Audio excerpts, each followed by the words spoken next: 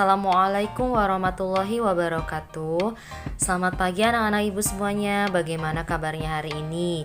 Mudah-mudahan kalian semua dalam keadaan sehat walafiat ya. Hari ini masih bersama Ibu Anggi. Kita akan masuk ke tema baru ya, di tema 4 atau di tema D, yaitu globalisasi.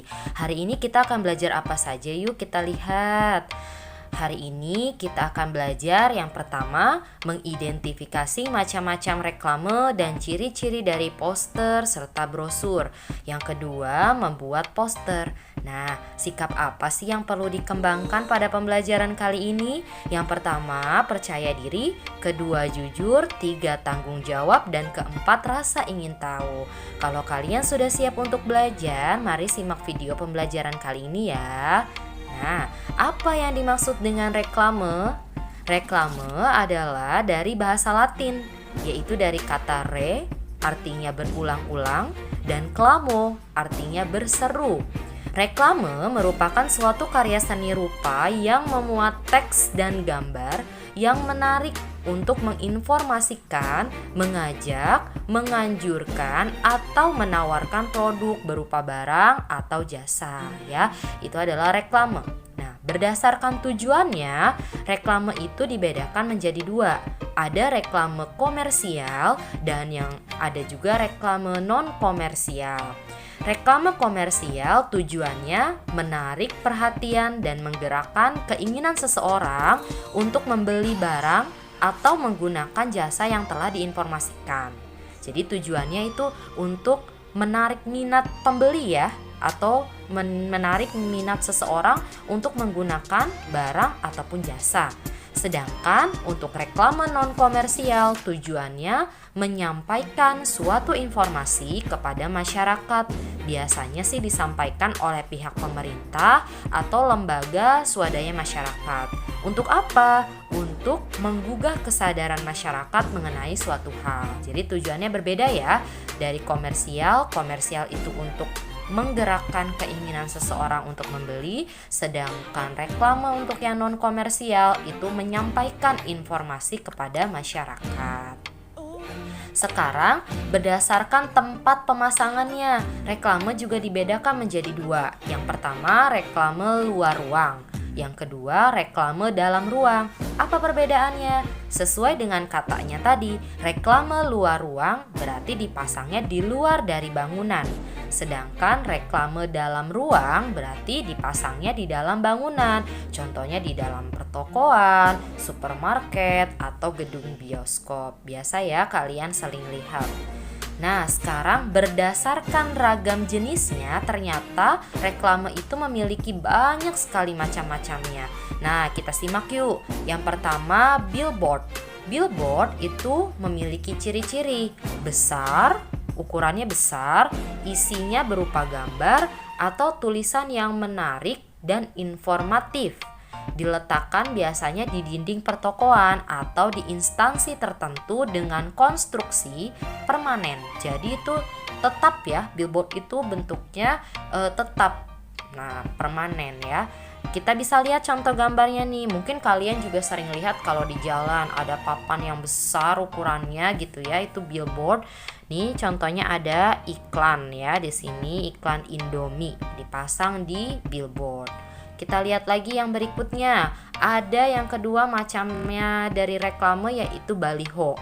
Jenis reklame yang berukuran besar, baliho juga besar, isinya juga sama, ada gambar dan ada tulisan yang menarik serta informatif.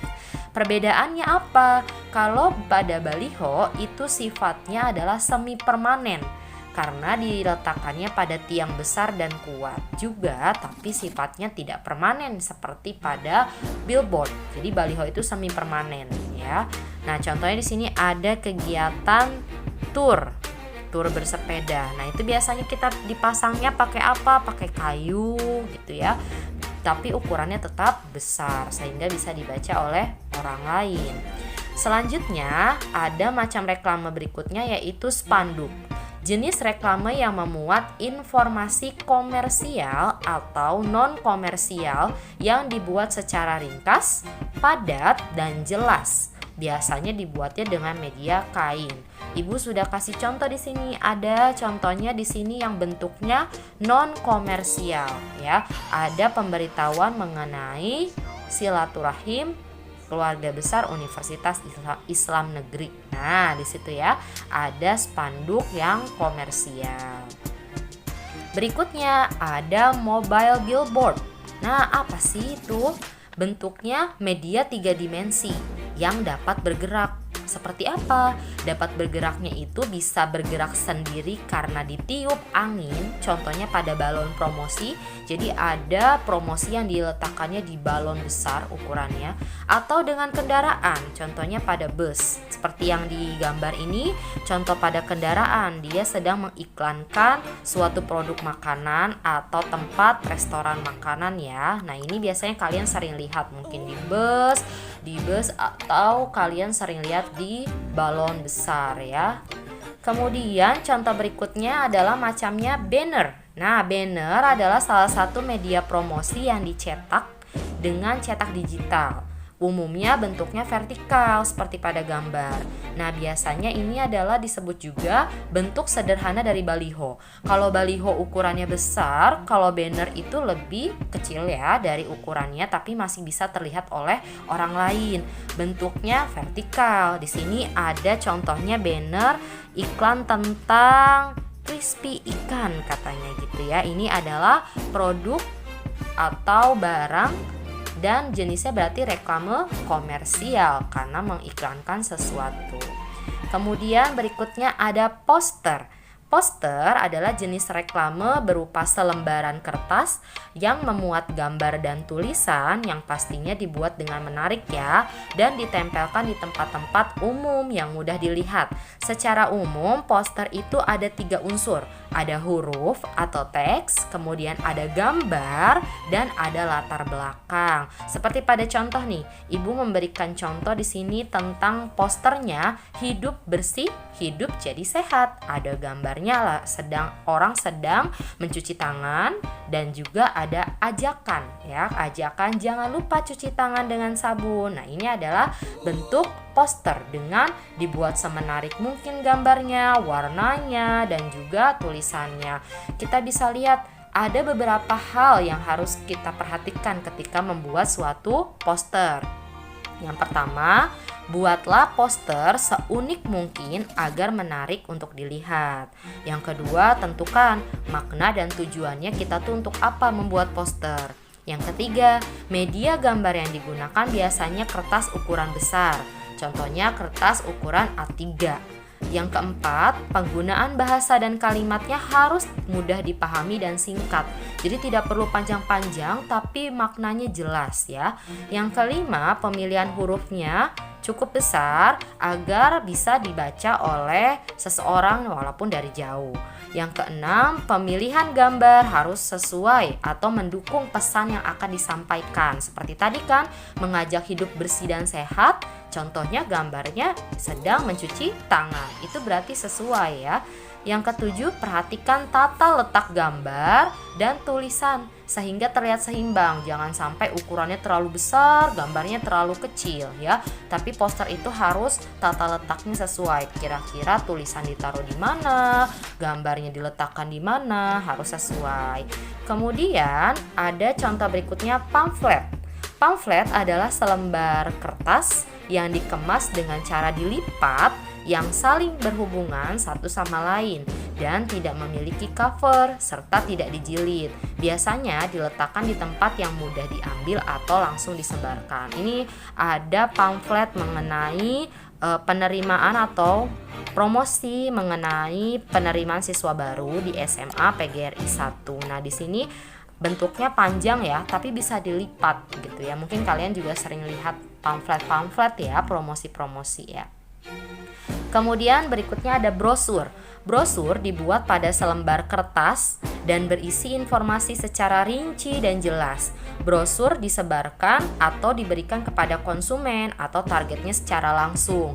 Ibu memberikan contoh di sini ada brosur mengenai penjualan rumah atau pemasaran rumah. Di sini bisa dilihat semuanya selembarannya isinya informasi yang rinci dan jelas. Di sini ada rumahnya, spesifikasinya seperti apa, ada fasilitas apa saja. Nah, itu brosur ya, karena gunanya adalah untuk memberikan rasa ingin untuk atau mengajak orang untuk membeli atau mengkonsumsi sesuatu. Berarti kita mengajak seseorang kalau dicontoh untuk membeli rumah tersebut ya tentunya. Oke, ciri-ciri brosur yang baik itu seperti apa? Yang pertama, memuat informasi yang jelas dan terperinci. Yang kedua, menarik minat masyarakat untuk membaca informasi yang ada di dalam brosur. Yang ketiga, menggunakan bahasa yang baik, menarik, dan ukuran hurufnya harus tepat sehingga mudah dibaca oleh orang lain. Yang keempat, memuat ilustrasi menarik yang sesuai dengan isi brosur. Kalau kita mempromosikan rumah, berarti gambar rumahnya gitu ya, ilustrasi tentang rumahnya. Yang kelima, tata letak gambar harus seimbang dan tidak menghabiskan tempat untuk menuliskan informasi saja gitu ya, tapi harus ada gambarnya. Yang keenam, ukurannya tidak terlalu kecil. Umumnya ukurannya A5, kertas A5 ya. Gitu. Itu adalah brosur. Sekarang Ibu akan memberikan tantangan buat anak-anak Ibu semua nih, yaitu membuat sebuah poster ajakan dengan tema. Kalian boleh pilih salah satu dari keempat tema. Yang pertama, melestarikan kebudayaan Indonesia. Kedua, pendidikan. Ketiga, pencegahan DBD. Empat, pencegahan COVID-19 ya, atau COVID-19. Posternya dibuat di kertas HVS dan diwarnai semenarik mungkin ya. Lalu nanti kirimkan ke Bapak, ke Ibu guru yang ada atau wali kelas kalian ya. Nah, terima kasih untuk anak-anak Ibu semuanya. Tetap semangat dalam belajar, jaga kesehatan ya. Ibu akhiri, wassalamualaikum warahmatullahi wabarakatuh.